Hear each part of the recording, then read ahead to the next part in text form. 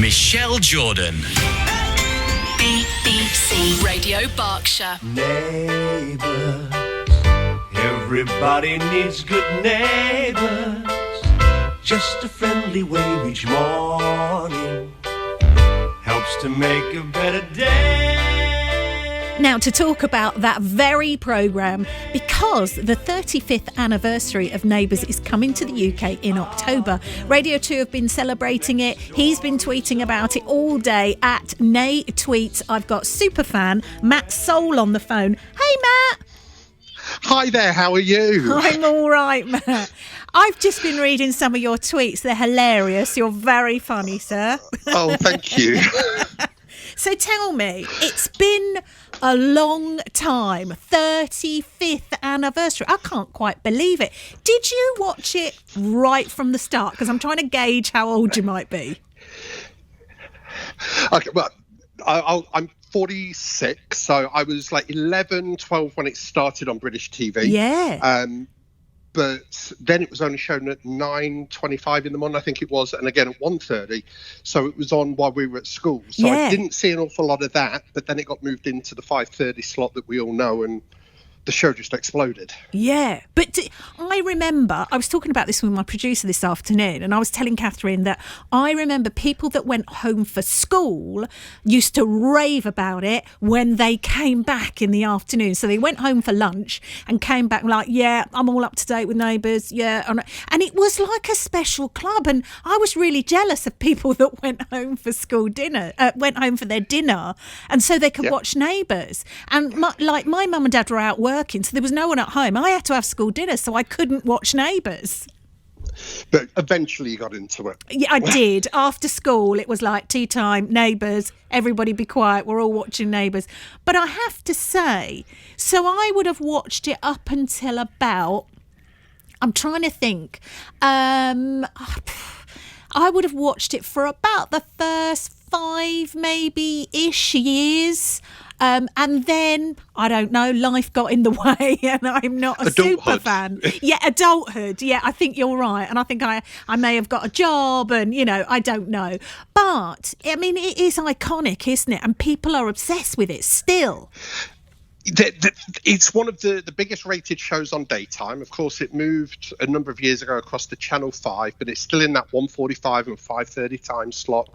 And no other show in daytime gets the same ratings as Neighbours. People just love it. Wow. Gosh, I didn't know that. It's so popular. I was having a chat also with my friend. He's a newsreader at another BBC site, and he watches it every day. And when I was talking to my mate Simon, I said, do you really watch it every day? And he went, yeah, I do. He said, because it's on at tea time when I'm cooking the kids their tea and we all watch it. And he said, you can't help but absorb it. And it was hilarious because he's like a really straight newsreader, but he watches Neighbours and he could tell me about all the different characters from over the years. And I said to him, okay, who's still in it? And he was saying, people that you might remember. I said, is Lester still in it? He said, yeah. I said, who's the guy? Is it Paul Robinson? He went, oh my God, he's nastier than ever. He's still in it. Yeah, after 30, he's the only original cast member still in the show. The current executive producer of Neighbours is a huge fan. So over the last few years, he's brought back a load of characters from what fans call the golden era, the late 80s, early 90s. Yeah. So Plain Jane Superbrain, she's back. Oh, yeah. What about Alf? Is he still there? That's Home and Away. Don't oh, sorry. Don't get Neighbours and Home and Away confused. You will upset the fans. Dr. Clive, though, Clive Gibbons. Oh. So he's in it. Carl and Susan Kennedy. Susan Kennedy, I remember her. Was she the lady with the lovely long hair? Yeah, short hair now, but yeah, Per and Carl have been in it 27 years now. No. And then not like within the show, but one of Paul Robinson's grandchildren is played by Gemma Donovan, who is Jason Donovan's real life daughter. No way. So she's in the show playing Harlow Robinson, Paul's granddaughter, but is Scott Robinson's real life daughter. Very confusing. That is confusing. So how are superfans like yourself, and I'm guessing there must be a fan club, how are you going to be celebrating the 35th anniversary of your show? Well, there was supposed to be a big event in London, loads of the cast flying over, and it was a big kind of audience but of course something got in the way called COVID. So we don't know what we're going to do. That celebration will be happening, but it's probably going to be next year now once Australia opens its borders. What's the best thing that you love about it? And that's why you're a super fan?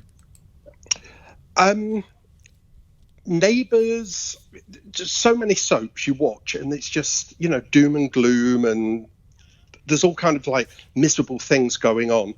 Even 35 years later, Neighbours still feels like the Neighbours that we used to watch in the 80s. It's still warm and cosy. It definitely has progressed. There's stuff going on in Ramsay Street that would have Mrs. Mangle spinning in her grave.